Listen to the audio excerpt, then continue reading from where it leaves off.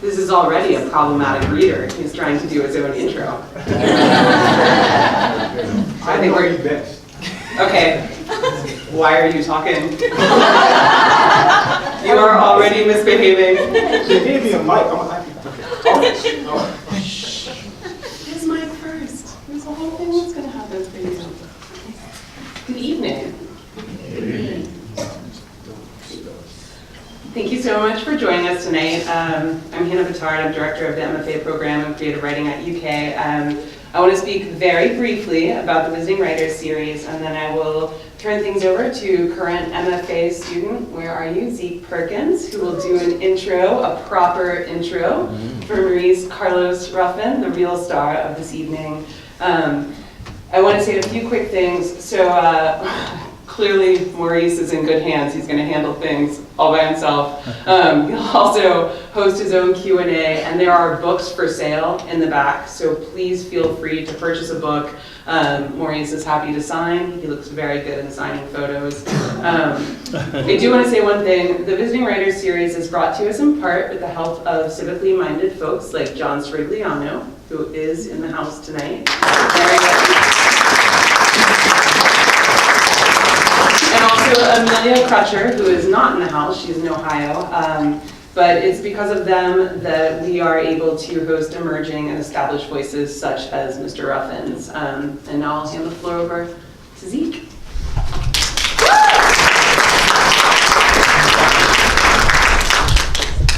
Hello. So Maurice Carlos Ruffin has been a recipient of an Iowa Review Award in Fiction and a winner. Closer to the microphone, please. And a winner of the William Faulkner Wisdom Creative Writing Competition for Novel in Progress. His work has appeared in Virginia Quarterly Review, Agni, the Kenyon Review, the Massachusetts Review, and Unfathomable City and New Orleans Atlas.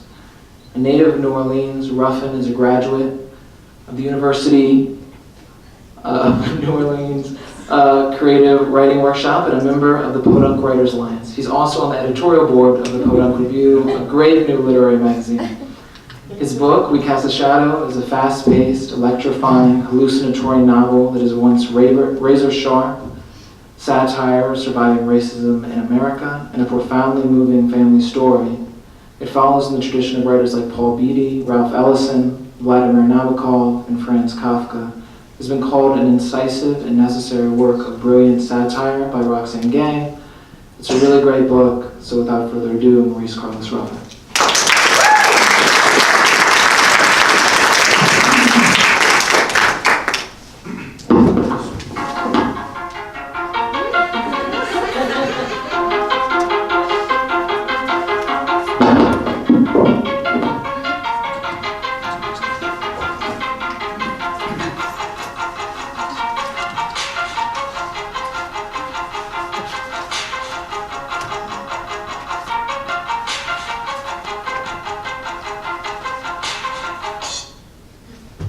What Zeke didn't tell you when he said there's a fantastic magazine called the Podunk Review is that it's fantastic because he entered the contest and he won it.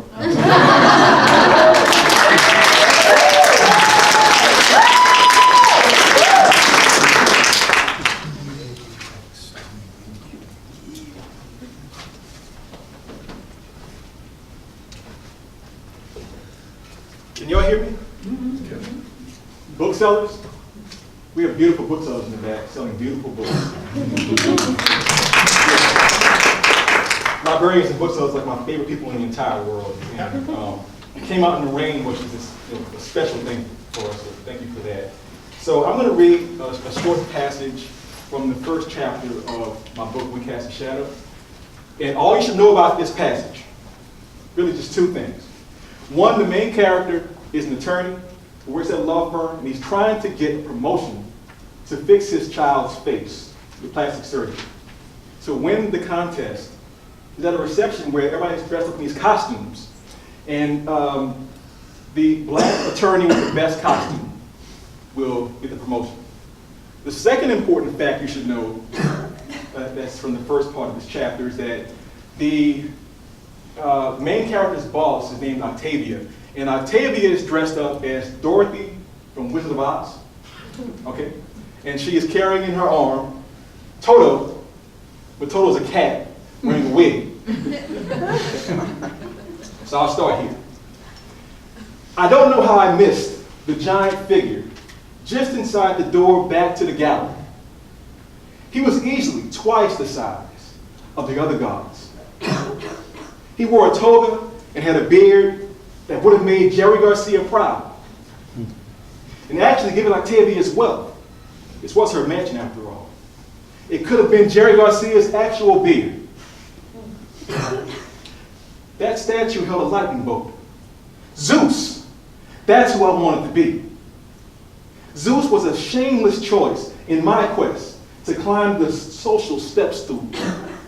Who could fault me for choosing the ruler of Mount Olympus? Victory was close at hand, I could feel it. Possibility whisked me away. And I wondered whether that virtuoso plastic surgeon I had in mind for Nigel's procedure preferred credit cards or cashier's checks. I imagined my boy's wedding day in the distant future. His cheeky face, flawless as a seaside sunrise. But no, I couldn't be Zeus. If I returned to that party as the king of gods, the shareholders, my bosses, would think I was conceited, crass, upping. I needed something that would give me a fighting chance against Franklin's Step and Fetch It uniform and Riley's 20 to life get up. I had to sink to the level of the shareholders' expectations.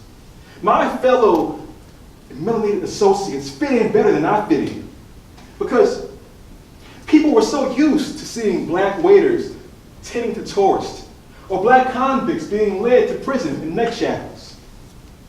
There was a comfort in these familiar images.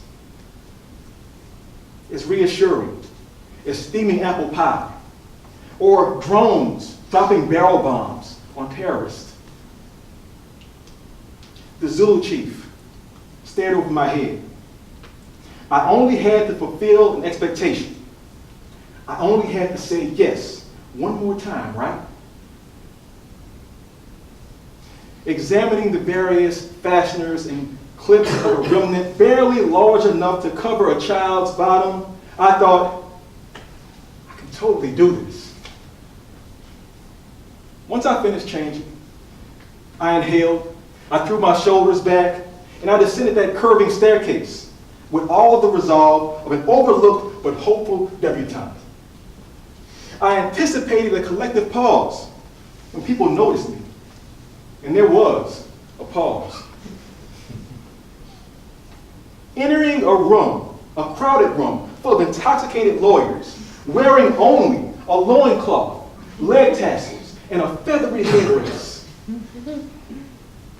That's bound to attract some attention.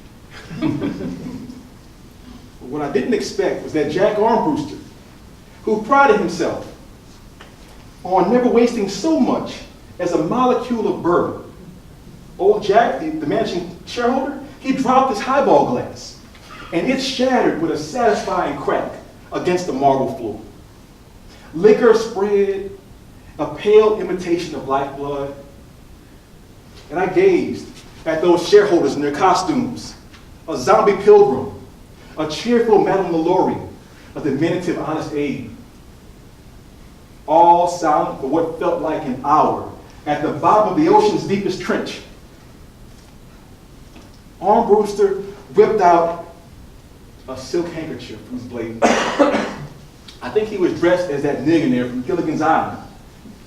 But it was hard to tell because that was his outfit in life. He wiped his mouth with a flick, and everybody looked at him, and he chuckled and clapped his hand one time, and the entire room burst into applause.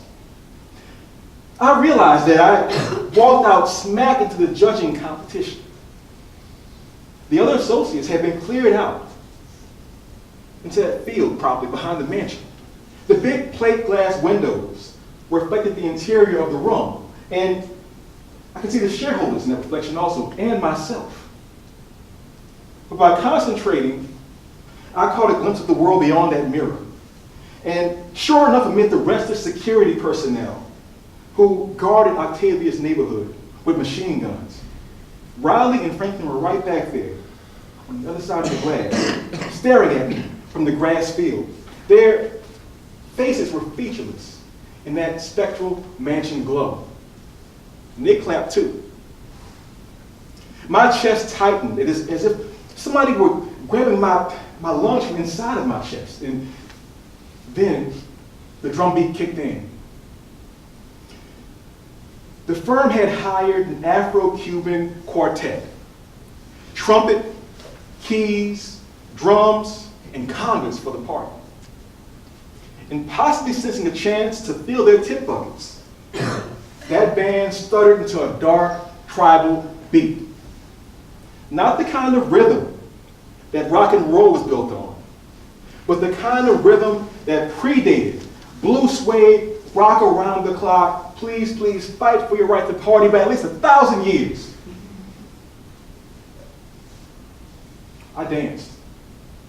I wasn't a dancer, but I was a good mimic. I'd watched Mardi Gras Indians buck jump my entire life in the neighborhood. I'd seen people in my neighborhood twerk and pee-pop. I'd seen crackheads had seizures. I'd seen it all. And facing those shareholders before me, I thought, well, I can't see myself right now. But if I could spring from my own body up into Zeus's perch upstairs and look down, I would have seen a skinny, nearly naked Negro crouching and flapping his arms like they were on fire.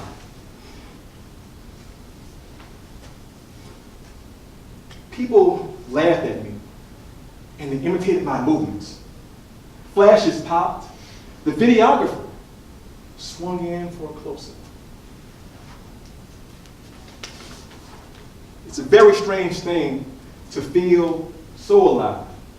It's even a part of your soul turns to cold green goo and oozes out of your heels. Every time I raised my spear, they cheered louder. And the higher I raised it, the louder they cheered. And then all of a sudden, the music shifted, like a runaway tour bus transitioning from cliff to air. Silence. Armbruster covered his mouth with a handkerchief, his eyes locked on me. Octavia fanned herself. And somewhere in the room, a camera clicked twice. It must have been the buzz of the alcohol and that pill I took that delayed the feeling of a licking breeze across my lower body. The loincloth had come undone.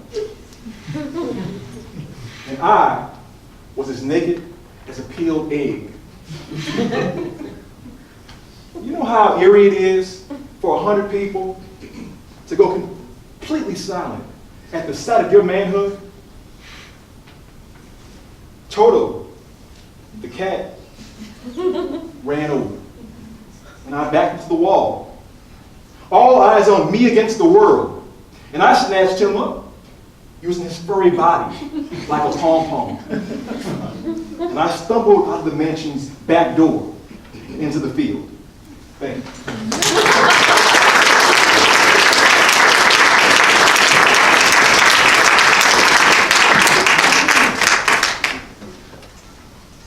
So, before we go to the signing part of the event, we are going to have a conversation. And so, my challenge to you, good people of this local area, wherever I am right now, I'm just kidding. I ain't that famous yet, though. My challenge to you is, obviously it's a new book. Many have not read it, some have read it. But if you want to ask any questions about the book, about any other writing I've done, about your personal lives, I'm good at advice. Why says so. About anything, just throw it at me and we'll have a good time here. So what do you have to ask about things? Yes. Oh wait, there's a hand way over there. Wait, is that the horticulturalist? All right, that's the horticulturalist. So my question is, was there that sort of initiation when you were at your law firm? In various ways. I think that in New Orleans in particular, we have a very performative culture. The joke is that many of us, that even our bus drivers can play trumpets, you know? So certainly within the law firm context, you know, it's a big job with great pay, and people fight for it. And I think when you add the racial component to it, it makes it more complex and more hurtful and stranger. And me as a writer, I just sort of turn it up a little bit and make you, you know, see how ludicrous it is with these examples. Yes. Anna? Okay, so one thing that you did when you read, when you were looking out the window, you looked out the window. Yes. And so there are a lot of beginner writers, advanced writers in this room, and I'm wondering if that's something that you do as a writer when you're trying to write action, like if you'll get up and actually try to imagine yourself in a character's, because clearly you're embodying it as you're reading it to us. Yes. But when you're writing it, is it similar? So the question for you in the back is whether or not I as a writer write as if I'm experiencing the writing myself in my own life. I do. Charles Dickens was known to go in front of a mirror and do the different accents of his characters. You know, the standard British, the high British, the Cockney, and his wife and child would sort of see him and think, you know, Dad's crazy, that sort of thing. But I think that, you know, one of the sort of predominant styles of performance of literature these days is like a very quiet, subdued style. And maybe it's because I'm from New Orleans, maybe not. I find that there should be a little bit of theatrical effect to it. I think that when I write, if my writing feels flat on the page and it comes out flat, I've somehow failed. And when the writing works on the page, I feel it and I cannot, you know, do the motions. You know, if the feel is behind me, I can feel the feel, you know, right there in the back of my head pretty much. And so it's all one piece to me, I think. Yeah. Other questions? Yes, sir. There's so much in the book, even in the part that you read. I felt like I heard the scene from Invisible Man, Yeah. Battle Royale, Yeah. Me Against the World, hip hop Tupac. comes in. I mean, and iconic portions of culture and literature. I'm sure you're gonna hear that a lot. How much of that was conscious while you were in the writing process? Yeah. And you're on chapter what right now? 17. Chapter 17. Holy smokes. That's some big things happening in chapter 17. So the question was, there were some bits that related to books like Invisible Man and rap songs by Tupac and other people. The book is full of Easter eggs. And I think that every writer has their best form. A writer like Marilyn Robinson, for example, her style is very sort of fluid and poetic, and it takes its time. It's very expansive and open. And she doesn't really comment on like the larger world very much. It's about her community and how she writes that community. For me as a writer, I find that like a lot of writers can't write and have the internet hooked up on their laptop. I love the internet. You know, as I'm writing, I'm going down rabbit holes. I'm looking at history. I'm looking at different events throughout the world, and I'm speculating about what happens next. And I'm trying to find out, like, you know, that thing that you use, and they use in Africa, and it cuts down weight. What is it called? It's called an adzine. And I'm taking this information and putting it into the book constantly. I'm from, you know, sort of geek and video game culture. And in video games, like Legend of Zelda, for example, you're on a quest. You're finding items as you move along. And so I think in this book, you can read it on multiple levels. It's a straight story. It's a story about race and family. It's also like a story where you can find like invisible footnotes on every page. You know, 4 or 5 footnotes. You know, why did I say all eyes on me against the world? Well, Tupac in that song is talking about being a black man in America in the early 90s, about how he's sort of disrespected and misunderstood by America at large. And so that character at that moment, he's heard that song. He is a black man. He is the room full of people that don't have his best interest at heart, and he feels like Tupac. And so it just sort of seeps out. And so, you know, sometimes it's there in the first draft, sometimes it's there in the 7th draft or the 10th draft. It takes time. But I think for me as a writer, I feel pleasure in having those connections because, you know, it's not a hermetically sealed environment. It's an open environment. And I like to be engaged with the entire world when I write these pieces. Thank you. Yes, sir.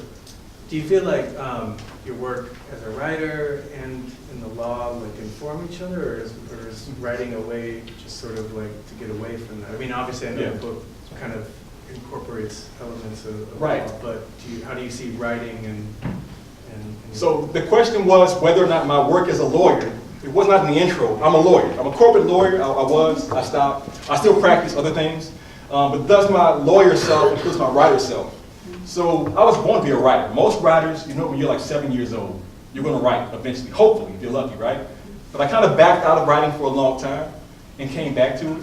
And I found that law school was helpful for me in particular because, like a lot of artistic types, I'm kind of fuzzy and loosey-goosey and a little bit crazy, you know? You can't tell, right? I'm totally normal, right?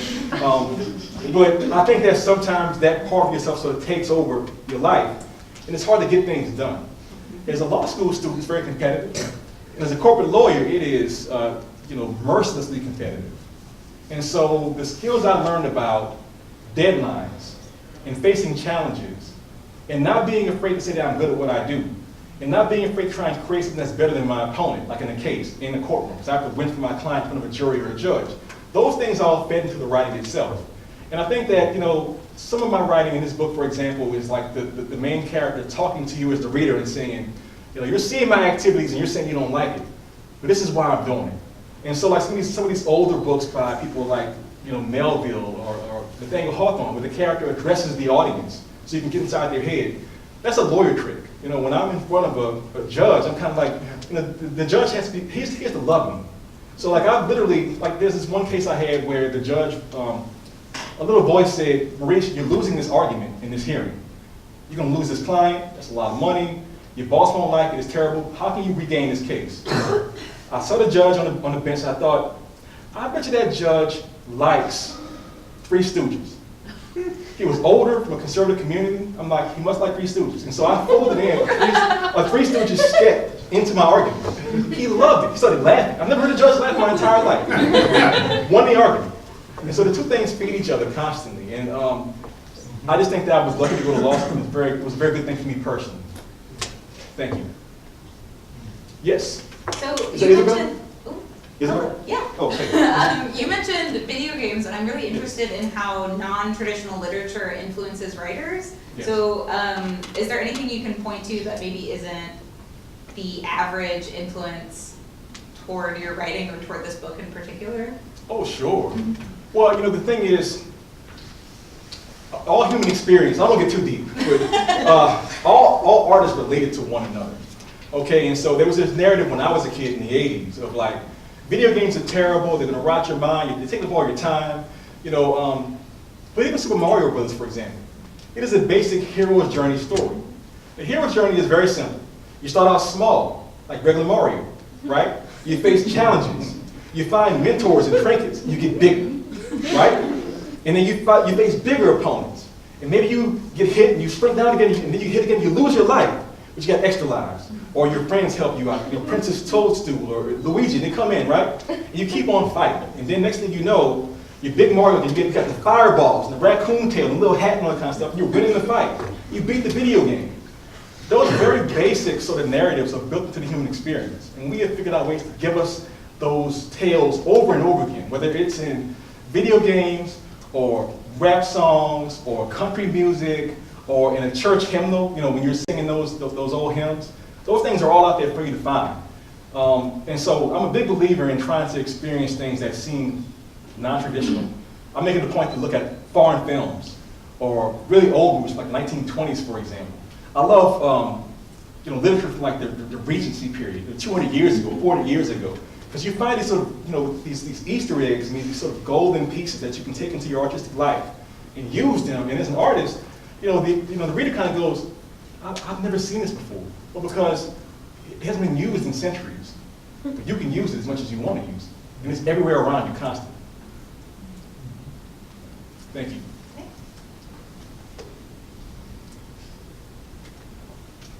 Yes?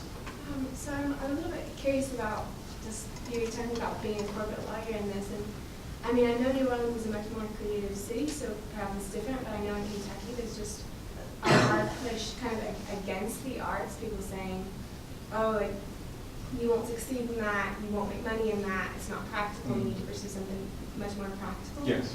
So what kind of gave you the courage to put a law, I mean, after going through all of it, Yeah. hell of it is law school, and kind of putting a law career kind of on the back burner to pursue writing? I mean, Yeah. what gave the push? No, that's a great question. And Could you repeat it? yeah, I was going to say, I've been talking louder than normal because my friend JR, I'm talking probably for you.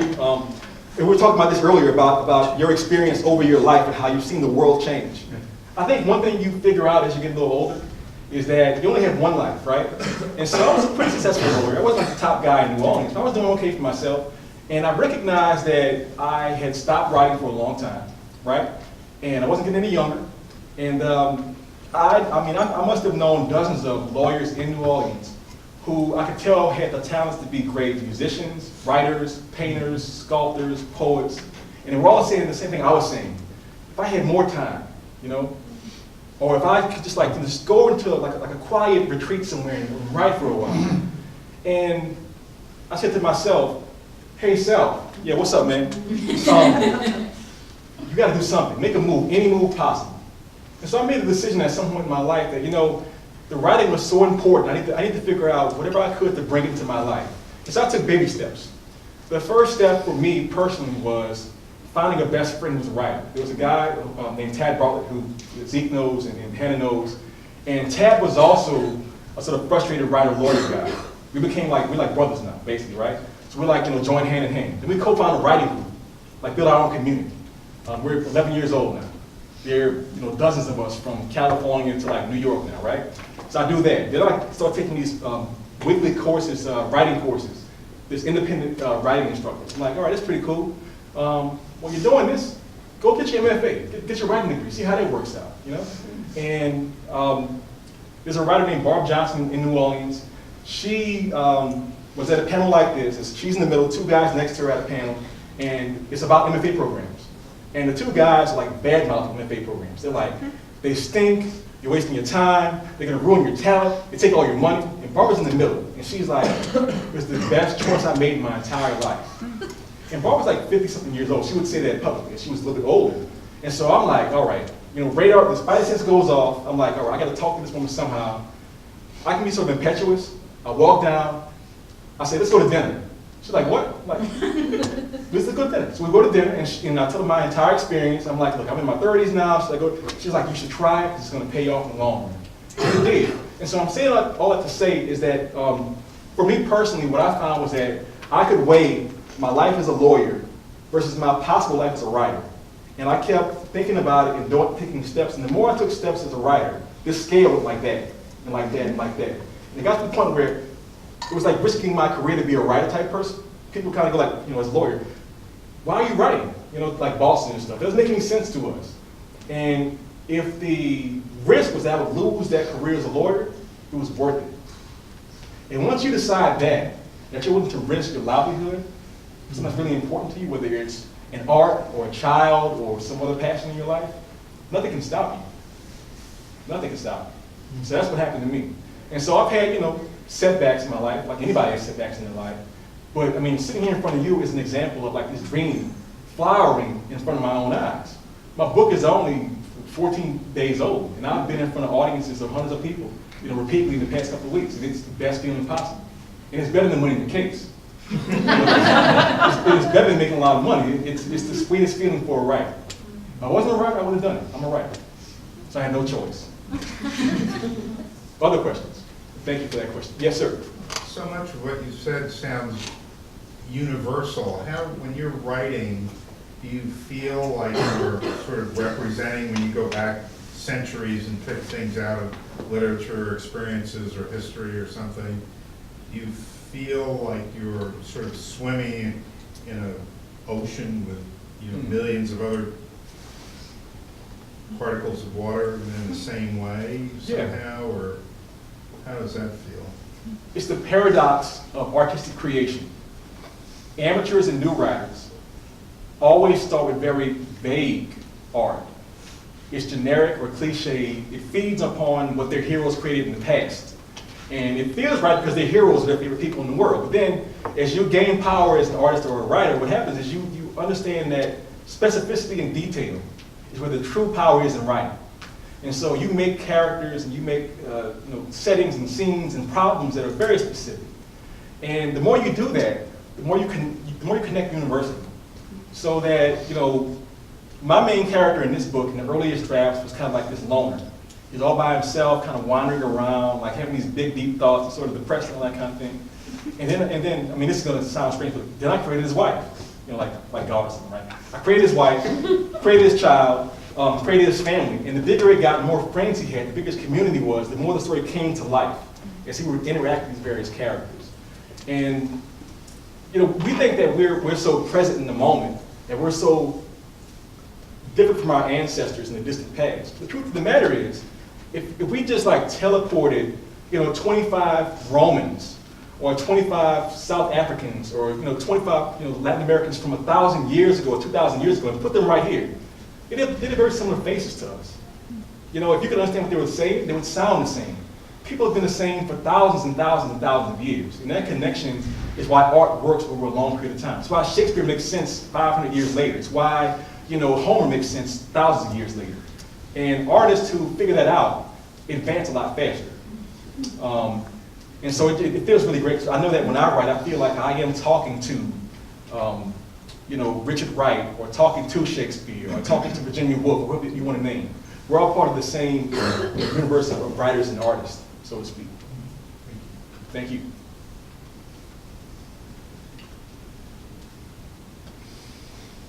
Yes. When you were reading, I noticed that your main character seemed to be trying to suppress his inner black man power. Yes. And I was wondering, like throughout the story, throughout the book, does he ever have a moment of self-discovery where he actually allows that to come out? All right.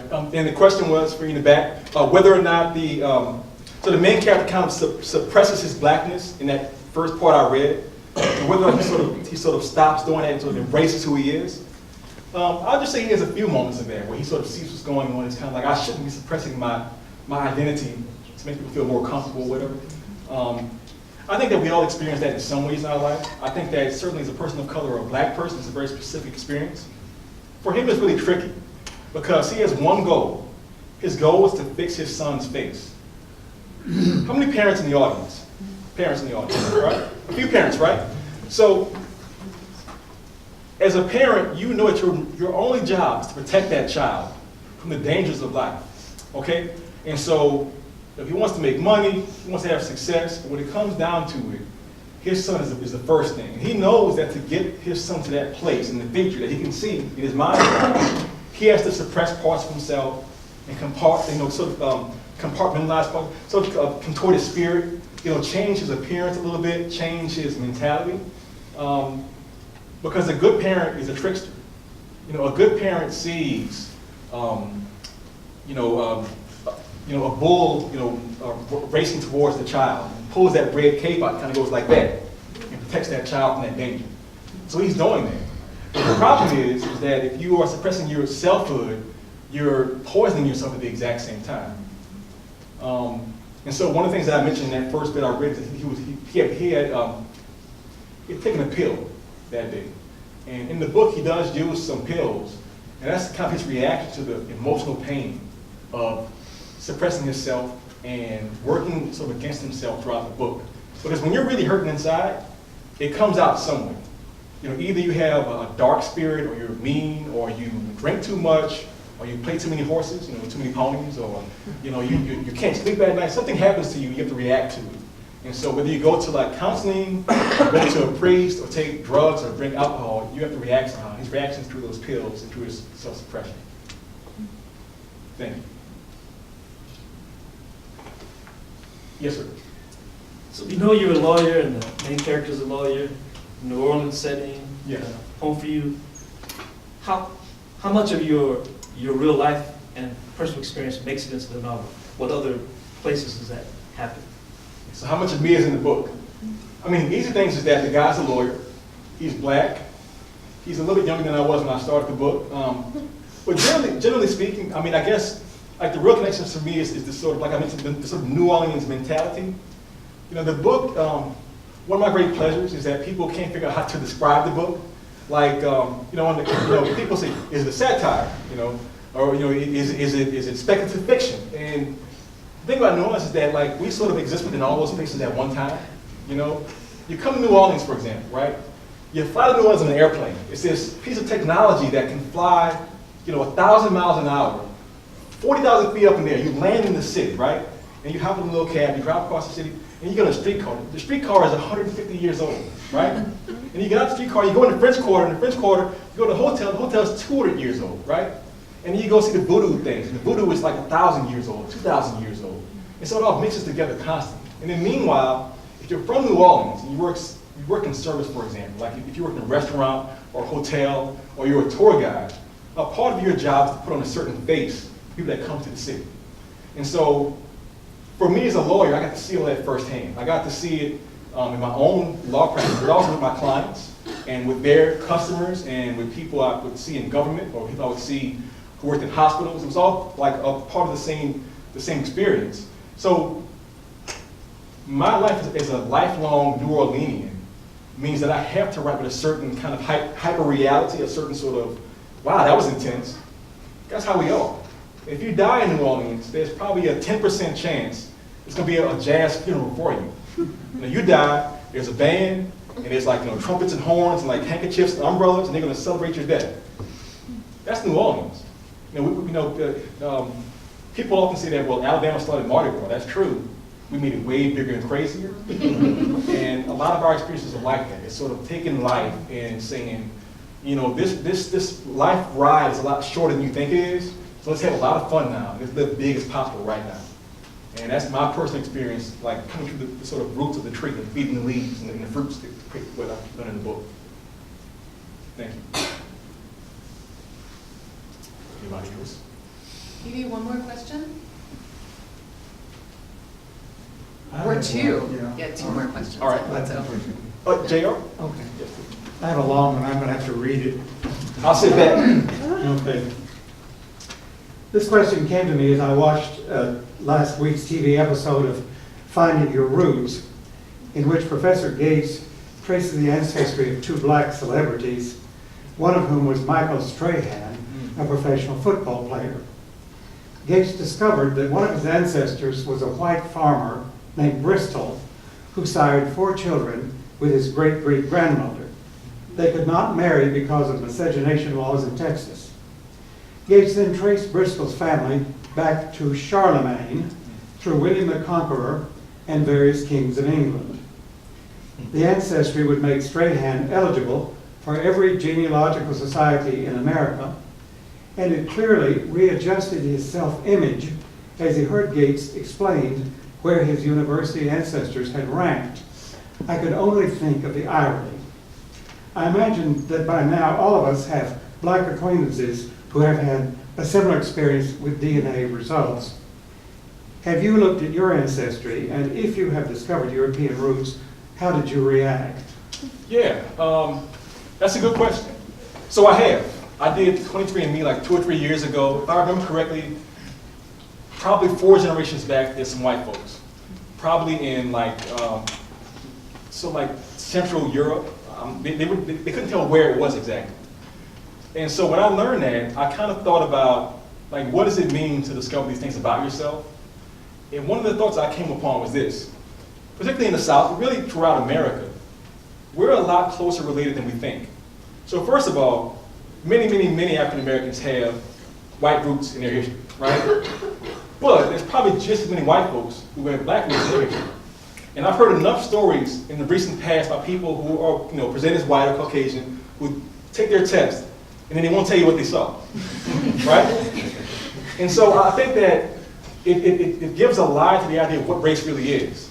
Because when it comes down to it, somebody posted on Twitter years ago, it was like a response to some sort of racist rant that somebody did, and they said, look, all life on Earth is related, so you lose, And I think that ultimately, if we're smart about it, we will recognize that these tests can show us the links that are so close. Because if Michael Strahan, this Hall of Fame football player, he's black, black, 6'5", is like, Charlemagne's like 17 times removed grandson or whatever, then that means that Caesar probably is like black also, and Caesar created So the links are right there. They're right there. And if we become more honest about it, all of a sudden, because of the one drop rule, maybe all of America's black. Maybe the whole country's black. I don't know. But I do think it raises a lot of interesting questions. So I appreciate that question. Thank you very much. You had a question? Yeah, can you tell us more about your discovery that you were a writer at 7? Oh, yeah. Well, so the question was about me discovering that I was a writer when I was young. And I think that writers have similar experiences. You're in class, and the teacher gives you an assignment. You come to class, and that person's read like the 15 different essays, and they see your essay, and they go, you should read for the entire class. So, that's like me, like every year, at least one time per year. It's like, you write a good story, the stories are interesting, you have a good speaking voice, you perform it well, whatever it is, right? And I think that what happens for a lot of writers, that because, we are a capitalist society. We are about making money. It's a good thing. It's good. And so what happens is we're often told, go find a good education, a good job, become an accountant, become a lawyer, an architect, a banker, whatever you become. And we rarely encourage artists to be artists. And we forget at our apparel that art is one of the windows to the soul. We need poets to show us ourselves. We need fiction writers to give us this expansive view of how crazy our society can be at times. We need essayists to kind of just give it to us straight. We need religious folks to kind of look at it and say, look, I know what you're saying, but you don't see what this does to your soul as a person. And so if we fed more power into saying, hey, don't go to college and be like a stockbroker, or don't go to college and be like somebody who owns a company. Follow your spirit. My theory is that there's only like eight people in the world, right? There's like healers, teachers, artists, builders, and a few other people, right? And throughout all of history, in every location on the planet, in any society, even like a tribe, you can find somebody who fits those various personality types. The Smurfs. It's the same concept. And so my point is, in education, we do a better job of saying, all right, I can see you. You're totally like a poet. All right, we're gonna rock with you on this. Fine, And I think for me as a writer, like a lot of us, I didn't really get there when I was very young from the world at large. And I think that sort of fight for it. And that's why I try and encourage young folks in particularly in New Orleans, where we have a lot of issues with just sort of like baked into the cake racism, where we have very separate schools for black and white kids, for example. And one of the facts that I learned in my journey, and it stunned me. So I would go to writing conferences and I would meet writers, right? And I would kind of ask these sort of mentors who were older than me, 5 years older, 10 years older, 20 years older, hey, do you know any fiction writers from New Orleans who are black? Just like find my own tribe, because I knew a lot of white writers, And they were like, well, New Orleans, see, we got, who's there? Justin Ward? No, she's Mississippi. What about KSA, Mississippi? So-and-so, they're from Texas. And so I would ask professors and historians, find me a black fiction writer from New Orleans. And in the public consciousness, New Orleans is Tennessee Williams, William Faulkner, Truman Capote, Sherwood Anderson, right? And yet, and this was a white professor who told me this, the city was majority black at its founding, 1718. So how do you have a majority black city that produces no black writers? How's that possible? And the answer is separation. If you take part of society and say we have all private schools that cost $25,000 a year, and that's mostly all white folks, and you have these other schools over here that are all black, 99% black, my schools that I went to, and these kids become lawyers and doctors, and these kids become bus drivers and short order cooks, that kind of thing. I was a 1% white person. There you go. Thank you. I'm glad you were there. And so it's just, I think like when I discovered that fact about my own city, which I love, it was stunning to me. And then I thought, well, that's kind of America at large. It's not that skewed in most American cities, but the skew exists across almost every region. It's not only a southern thing, it's not only a Louisiana thing, it's an American thing. And so the big question for me when I think about race in particular is how do we as a society fix that? It comes down to policy. It's not saying that anybody in this room is racist. I can assume that all of you are not racist, right? But the question is, what are the school systems creating? What are the hospitals creating? What is the justice policy creating? I've lived on drugs my entire life. I'm from a party city. It was like a drug and alcohol city, right? But I knew from an early age that like my white buddies who smoked weed, no big deal. If I get arrested, that's a charge. I'm going to jail that night. If it happens 4 times, you won't see my face for 10 years. And so those kind of policies are not created by you directly or me directly, but they exist. It's like on your phone, it's like an app in the background running on your phone the entire time. You didn't press play, it's always there. And until we address those things, we don't fix anything at all. And so that's what I think about that. Yeah. Thank you. Thank you.